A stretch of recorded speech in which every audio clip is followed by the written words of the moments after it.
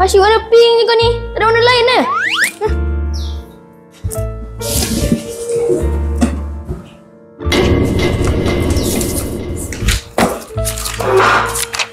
Alamak, kerja sekolah tak siap lagi ni. Dah jadi waktu BM. Aduh. Tak siap kerja sekolah lagi? Aku boleh tolong tapi upah sikit. Upah? Macam mana? Kau bagi aku RM2, aku tulis cepat-cepat. Nanti mesti cikgu puji kau. Boleh lah. Tapi kau janji, jangan bagi tahu sesiapa. Janji.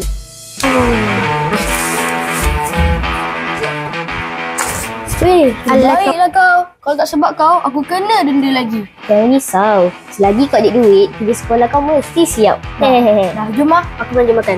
Jom.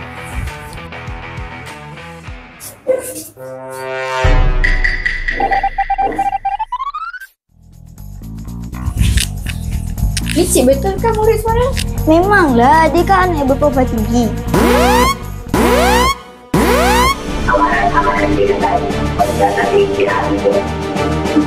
Aktifkan mod penyamaran.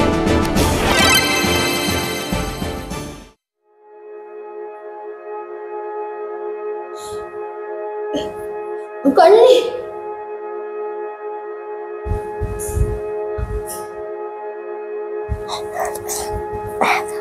Kenapa gelap semacam ni?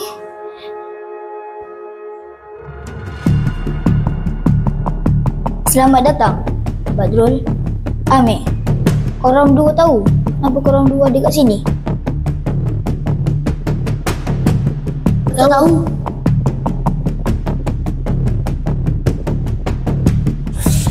Kamu berdua telah didapati membuat kesalahan yang besar.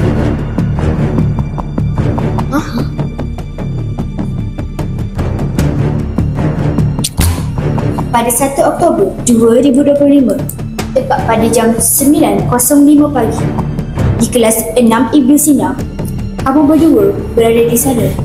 Betul atau tidak? Betul?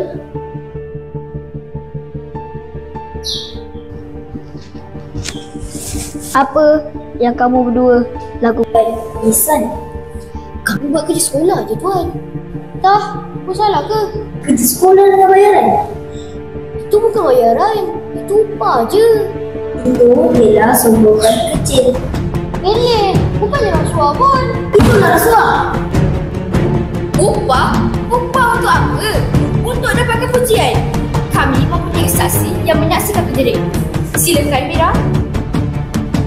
Saya nampak sendiri. Amir minta, lepas tu baru pun bagi. Sudah jelas yang kamu berdua bersalah. Mengaku atau tidak? Ya, saya mengaku. Saya bersalah. Saya yang bagi rasuah dekat dia. Saya pula yang menerima rasuah. Bagus. Misi selesai.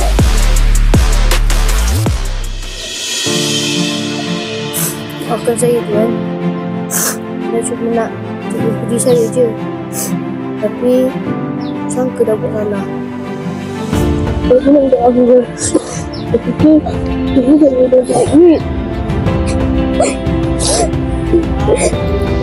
Ingat, rasuah bukan saja yang besar-besar. Bila kita guna duit untuk dapatkan sesuatu secara tak jujur, itu pun rasuah.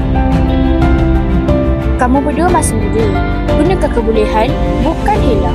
Kejayaan sebenar datang dari usaha, bukan bayaran.